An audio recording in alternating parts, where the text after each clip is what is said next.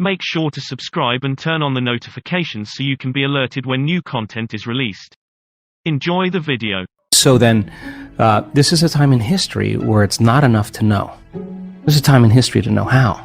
Because information is so readily available, you can gain information. You don't need an authority. You don't need a priest. You don't need a teacher.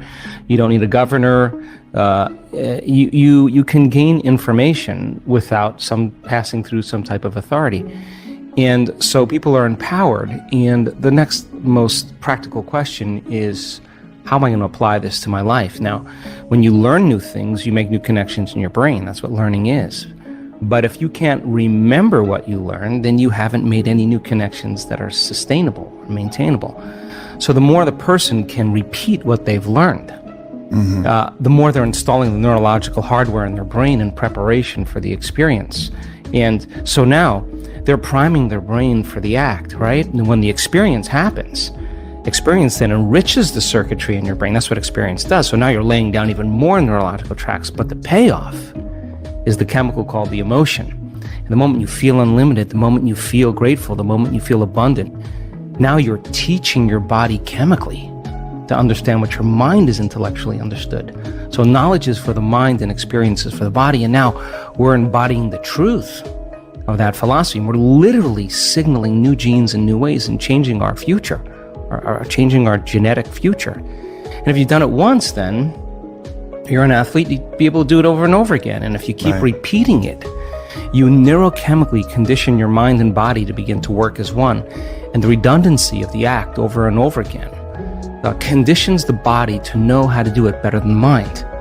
Now it's innate in you. It's second nature. It's easy. It's familiar. It's who you are. And so I think we start as philosophers. We initiate, we become initiates, and then we master it. Knowledge, experience, wisdom, mind, body, soul. Learning it with your head, applying it with your hands, knowing it by heart. Thinking to doing to being. And so I think to answer that kind of question or that comment is that, we should get up as if our prayers are already answered. The problem is that our senses fool us into separation. The person says, I want to be healed, I want to be healthy, I want to be wealthy. And they imagine it and they come back and it's not there. And when they see it, it's not there. The thought of their future creates the emotion of lack or separation. And if thoughts are the language of the brain and feelings are the language of the body, now you have mind and body in opposition. So then, if you think about something like appreciation or thankfulness or gratitude, when you are receiving something, when you just receive something, when something is happening to you in the moment, or something just happened to you that you enjoy, or you're surprised about, or is pleasing to you, you feel this emotion of gratitude. So gratitude becomes the signature, the emotional signature that it's already happened. Gratitude is the ultimate state of receiving. So now when the person combines a clear intention of their future, and they open their heart and they feel the emotion of that future, their body is objective. It's the unconscious mind. It doesn't know the difference between the actual experience in their life that's creating the emotion and the emotion that they're fabricating by thought alone. In that moment, their body is believing it's in that future, in the present moment. And the stronger the emotion they feel, the more altered they feel inside of them, the more they pay attention to the picture in their mind. And we could say then that they're beginning to remember their future. And biologically, it's the same as remembering your past. So if you keep practicing opening your heart and you keep combining it with a clear intention, then the thought and the feeling changes your state of being. Which means then, if you keep doing that over time, you'll feel like your future has already happened. Now, what's the significance of that? If you feel like your future has already happened, you stop looking for it. You're no longer waiting and wondering when it's going to happen or how it's going to happen. You feel like it's already happened. So now you take your foot off the gas, and you're no longer trying to predict or control or expect how it's going to happen. You're connected emotionally to your future. Well, the antithesis is also true. The stronger the emotion you feel for some betrayal, some shock, some trauma, the more altered you feel inside of you, the more you narrow your focus on the outer environment, and the brain takes a snapshot, and that's called a memory. And so the stronger the emotion, the more the brain embosses the imagery neurologically in the brain. So then the person thinks neurologically within the circuitry of that experience, and they feel within the boundaries of those emotions. So then we could say then the person's biology is literally in the past. So you can't create a new future if your state of being is in the past. So people reaffirm their identity this way. They wake up in the morning and they say, let me think about my problems. And those problems are memories of past experiences that are etched in their brain. So they think about the person, the place, the object, the experience. And we could say then, if they believe that their thoughts have something to do with their destiny, they're thinking in the past. And every one of those problems has an emotion associated. So now they feel unhappy, now they feel fear, now they feel unworthy. And they might be addicted to those feelings. Oh, no, it's a conditioning process, because conditioning, all you need is an image. They've mastered this on television. An image or a brand and an emotion. And all you need is a stimulus and a response. So every time the person remembers their future, their past, as they remember their past, the image with the emotion is literally subconsciously conditioning their brain and body into the past.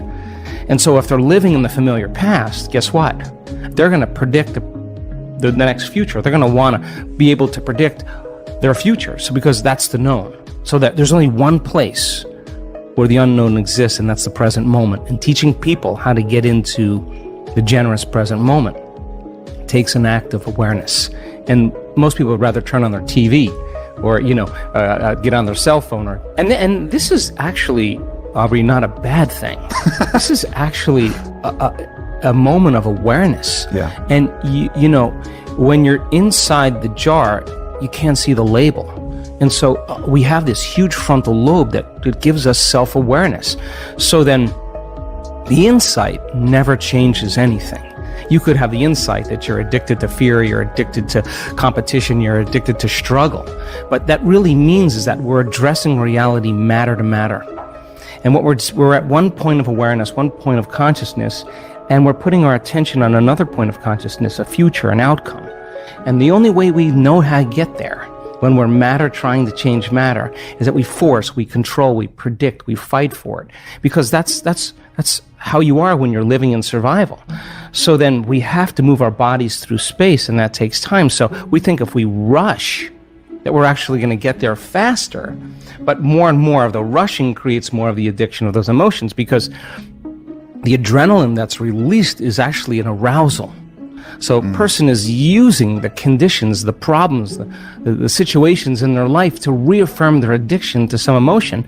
To me, that means we become addicted to the life we don't even like. And so that's why change is so hard. So then let's offer another alternative. Well, when you begin to create from the field instead of from matter, the only way you can do that is you have to learn how to take all of your attention off your body and become a nobody. Take all of your attention off all the people in your life that you give so much of your attention and energy to because you have an emotion associated with them.